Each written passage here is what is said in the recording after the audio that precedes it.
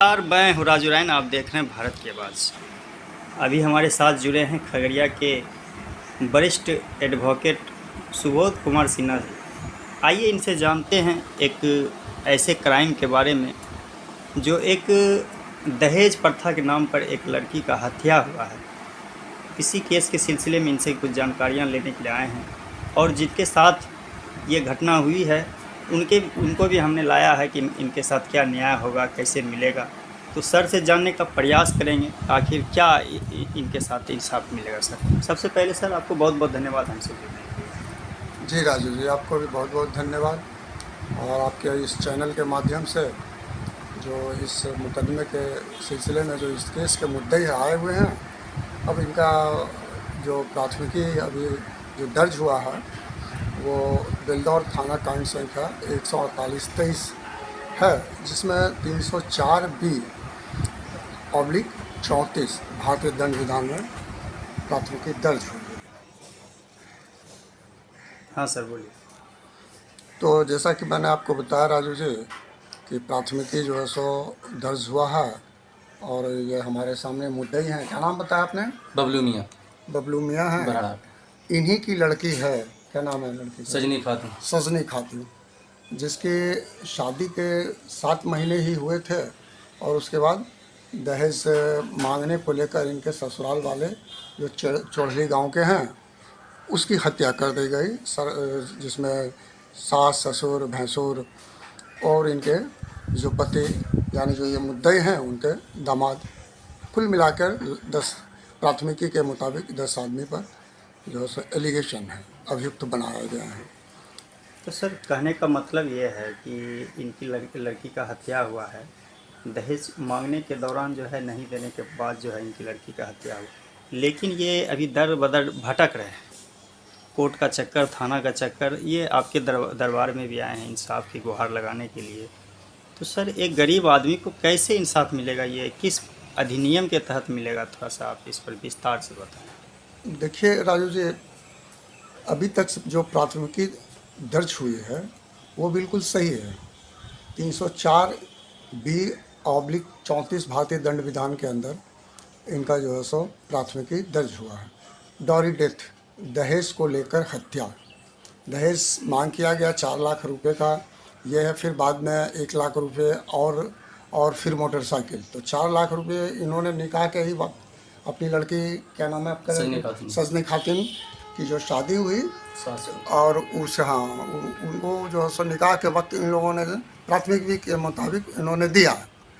फिर उसके बाद बराबर टॉर्चर इस तरह से उन लोगों ने किया, इनके लड़की सजनी खातून के ससुराल वाले, कि 1 लाख रुपया और मोटरसाइकिल दिया जाए। नहीं दिया तो हत्या करके और जो ओढ़नी उनकी दुपट्टा थी उसमें गले में लगाकर फिर उसको लटका दिया कि ये आत्महत्या बनाने का प्रयास किया गया। सुसाइड इसी को कहते हैं एक्चुअली। अब चूँकि ऐसा हुआ है और अभी भी जैसा कि इन्होंने बताया कि किसी की गिरफ्तारी नहीं हुई है। अब चूँकि यह मामला जो है सो अनुसंधान के अंतर्गत है, तो अनुसंधान के क्रम में पुलिस को भी पावर है कि अगर कोई हिनस क्राइम है, जघन्य अपराध है, तो वो बिना किसी कोर्ट के इजाज़त से, कॉग्निजेबल ऑफेंस हम लोग कानून के अंदर कहते हैं, तो वो गिरफ्तार कर सकता है। और अनुसंधान के क्रम में जैसा कि हमको इन्होंने जो बतलाया, बबलू मियाँ जो सूचक हैं, कि सर एक बार मैं आपको रिपीट करना चाहूँगा कि आपने बताया कि प्रशासन का भी एक अपना अधिकार होता है। अगर जघन अपराध है उनके नज़रिए से पता चल रहा है तो उनको गिरफ्तार वो कर सकते हैं और करना भी चाहिए, लेकिन सर ऐसा नहीं देखा जाता है। आप देखे होंगे बहुत से केस के माध्यम में। देखिए बबलू जी, जैसा कि मैंने आपको, राजू जी, मैंने आपको पहले कहा कि चूँकि मामला अनुसंधान में है तो वो उनको अगर यह लगता है कि नहीं इसमें हत्या जैसी बात है और सारे अभियुक्त जो बनाए गए उसकी संलिप्तता है, तो वो उनको किसी भी समय गिरफ्तार करने से कोई कानून बाध्य नहीं करता है। अब चूँकि डीएसपी साहब की बात है और वो सुपरविज़न कर रहे हैं, तो जो आयु है उनका ये शायद कहना है, जैसा कि हमारे बबलू मियाँ जो मुद्दई हैं वो बता रहे हैं, कि उनका ये आश्वासन है कि अच्छा ठीक है, इसका जो है सो अनुसंधान को पूरा अनुसंधान होने दीजिए, और जो सुपरविजन हो रहा है, पर्यवेक्षण टिप्पणी जो निकालेंगे डीएसपी साहब, उसमें गिरफ्तारी का भी आदेश होता है। तो जैसा कि मैंने आपको कहा कि इसमें आवश्यक नहीं है कि चूँकि कॉग्निजेबल ऑफेंस है, हिनस क्राइम है, तो वो चाहे तो खासकर हस्बैंड जो है, क्या नाम है हस्बैंड का उसका, अफसार मियाँ, उनको गिरफ्तार करने में इनको कोई समस्या नहीं है। जी। कारण कि अगर किसी भी तरह से उसकी हत्या तो हुई, और हत्या हुई है तो सारी जिम्मेवारी ये उन पर जाता है। बिल्कुल। अब आप पति होकर यह नहीं कह सकते हैं कि हमको क्या पता, या हमने हत्या नहीं किया, या मुझे कुछ नहीं मालूम, ऐसा नहीं कहना है। ये आपकी पायस ड्यूटी है, धार्मिक जिम्मेवारी है कि आपकी पत्नी है तो आप पति हैं तो आपको जानकारी रखनी ही होगी। और जैसा कि जानकारी है और एफआईआर में भी कि घटना के समय में वो हैं वहाँ, इसलिए इसको गिरफ्तारी में भी तो कोई कठिनाई नहीं है। बाकी पुलिस का चूँकि अभी कोर्ट का मामला है नहीं, अनुसंधान का मामला है, सुपरविजन का मामला है, वो कर रहे हैं तो कर रहे हैं। लेकिन मेरा विश्वास है राजू जी, ऐसे जघन्य अपराध में गिरफ्तारी निश्चित होगी। जी सर। तो देखिए, हम सजनी खातून के पिता से बात करना चाहेंगे कि अभी तक आपके ये केस में कहाँ तक जो है ये पहुँचा है मामला।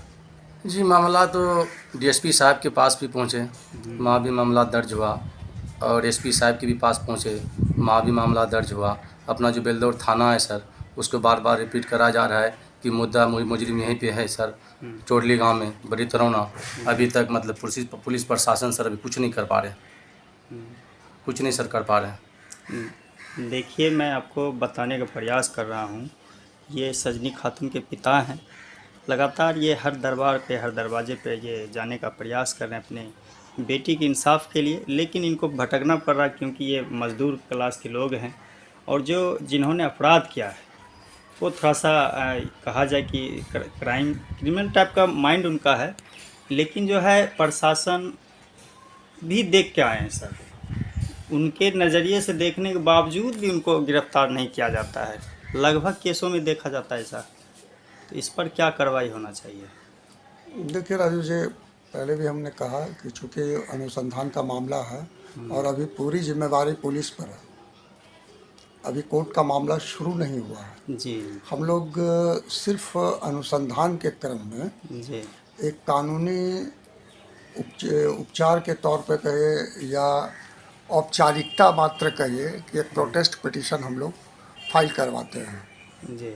विरोध पत्र फाइल करवाते हैं, और उसका मकसद सिर्फ यही रहता है कि अगर मान ली पुलिस विभाग अगर किसी तरह से उसको बचाना चाहे या केस को कमज़ोर करना चाहे, तो वैसे स्थिति में कोर्ट जब संज्ञान लेता है तो प्रोटेस्ट पिटीशन को जो मुद्दई की तरफ से फाइल किया जाता है, मुद्दई फाइल करता है, उस पर कोर्ट देखकर संज्ञान लेता है। इस वजह से ये किया जाता है। तो अभी चूँकि primary stage of the case है इसलिए, लेकिन यह इतना गंभीर मामला है कि गिरफ्तार करने से, अगर पति को मान लिया जाए कि गिरफ्तार कर लेते हैं तो वो चाहे तो उनसे अनुसंधान में मदद मिलेगा, ये मेरा कहना है। जितने अभियुक्त हैं या जिनका अभियुक्तिकरण है, जिसका इस मुकदमे में ताल्लुकात है, संलिप्तता है, निश्चित रूप से आ जाएगा सामने जी। इसलिए देखिए कि अब ये जून महीने की घटना है, 1 महीना से ऊपर होने चला है लगभग,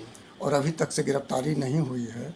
तो इससे थोड़ा सा जो अभियुक्त होता है उसका मनोबल ऊंचा रहता है जी। तो इसीलिए थोड़ा जो मुद्दई पक्ष है उसको निराशा होती है। आपने तो सर इनका जो है केस का जो फाइल होता आपने देखा, उस पढ़ा भी है, उसमें 304 भी मुकदमा दर्ज हुआ है जी अपराधी पर। लेकिन ये सर थोड़ा सा घबराए हुए हैं कि जो है अभी तक गिरफ्तार नहीं हुआ है। लेकिन हालांकि इनको कोर्ट पे, न्यायालय पे विश्वास रखना होगा, थोड़ा सा धैर्य भी रखना होगा। लेकिन सर आपके मशवरा से क्या होना चाहिए कि वो उन पे जो भी मुकदमा दर्ज हुआ है तो उस मुकदमे के हिसाब से इनको इंसाफ मिलेगा क्या। जी राजू जी, जैसा कि ये मुद्दई जो बैठे हुए हैं इन्होंने हमको बताया कि भाई हत्या जैसी बात है तो 302 आईपीसी में क्यों नहीं हुआ है। बहुत साधारण सी बात है, दहेज के लिए हत्या उसको 304 भी में ही अंकित किया जाता है, भारतीय दंड विधान के अंदर ही अंकित होता है। इसलिए पुलिस के द्वारा बहुत ईमानदारी से इस धारा का प्रयोग किया गया, प्राथमिकी दर्ज हुआ है। इसमें हमको किसी तरह का कोई संदेह नहीं है। अब रह गया उनकी गिरफ्तारी की बात, तो डीएसपी साहब का सुपरविज़न आ जाता है तो वो करेंगे ही। और इसके लिए मैंने पहले भी कहा कि कोई बंदिश नहीं है।